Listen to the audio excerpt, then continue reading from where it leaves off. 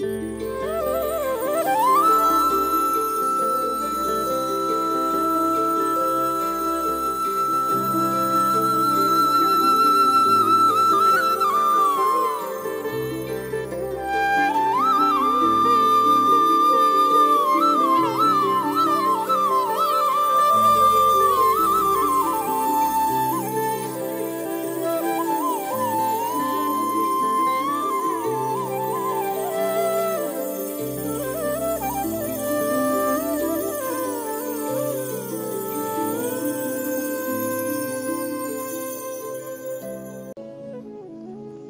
Masters, అందరికీ నమస్కారము.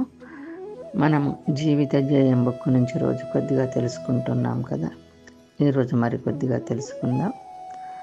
ముందుగా బ్రహ్మర్షి పితామహ దంపతులకు నమస్సుమాంజలుడు.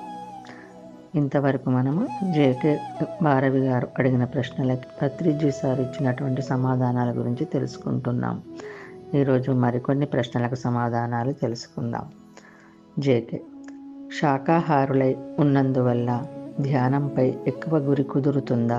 పత్రిజీ: శాకాహారులుగా ఉన్నప్పుడే నిజానికి ధ్యానం అనే గురి వచ్చేది. మాంసాహారిగా ఉన్నప్పుడు కూడా ఒకరికి ధ్యానంలో గురి వచ్చింది అంటే వాడు గత జన్మలోనే ధ్యాని అయ్యాడు కనుక ఆ గురి వచ్చింది. ఎంతగా జంతువులను మనం చంపుకు తింటామో అంతగా దాని ఫలితాన్ని అనుభవిస్తూనే ఉంటాం. ఒక ప్రాణి ఇంకొక ప్రాణిని హింస చేసే స్వేచ్ఛ ఉంది. హింస చేయవచ్చు, మన స్వేచ్ఛను ఎవ్వరూ తీసివేయరు. మనం ఏదైనా ఎక్కడైనా చేయవచ్చు. ఈ భూలోకమే ఒక మహాస్వేచ్ఛ జీవన క్షేత్రం. స్వేచ్ఛ అంటే స్వ ఇచ్ఛ, అంటే స్వంత ఇష్టం. భగవద్గీత అంతా అయిపోయిన తర్వాత కృష్ణుడు అర్జునునితో యథేచ్ఛసి తదా కురు, నీ ఇష్టం ఎలా ఉందో అలా చెయ్యి అన్నాడు కదా.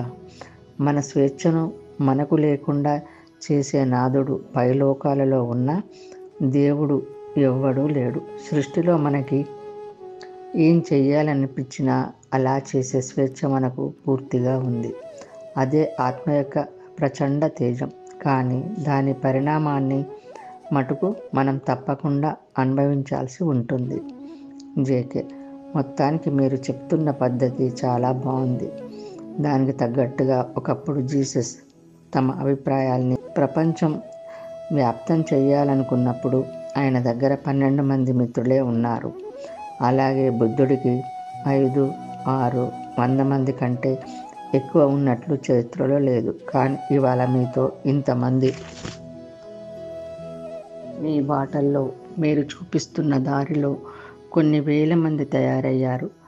వాళ్ళ చేతులు పట్టుకుని లక్షల మంది మీరు చెప్పిన ఈ ధ్యానంలో శాంతిని పొందగలుగుతున్నారు. మీ ఆశయాల ఆదర్శాలకు అనుగుణంగా ఈ ప్రపంచం మొత్తం ధ్యానమయం కావాలని కోరుకుంటున్నా. పత్రిజీ: అంతా కాలమహిమ. పైన తదాస్తు దేవతలున్నారు. తదాస్తు. ఓకే మాస్టర్స్, ఈరోజుతో జీవిత ధ్యేయం బుక్ కంప్లీట్ అయిపోయింది. మనము ఈ బుక్లో లాస్ట్కి జేకే భారవి గారు అడిగిన ప్రశ్నలకు పత్రి సార్ ఇచ్చినటువంటి సమాధానాలు మనం అందరం తెలుసుకున్నాం కదా. ఇంతటితో ఈ బుక్ కంప్లీట్ అయిపోయింది. తిరిగి మళ్ళీ మరొక బుక్తో పత్రి సార్ రాసినటువంటి బుక్తో మళ్ళీ మీ ముందు ఉంటాను. అందరికీ ధన్యవాదాలు. బ్రహ్మర్షి పితామహకు నమస్కారములు.